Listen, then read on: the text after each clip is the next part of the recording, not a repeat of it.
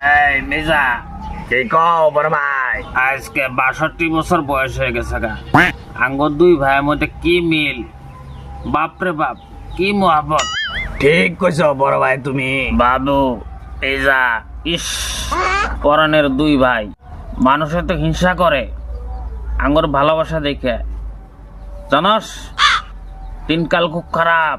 বড় ভাই, গ্রামের কত মানুষ চেষ্টা করলো আঙ্গর মধ্যে কাজ যাবো করার জন্য, কেউ সফল হলো না।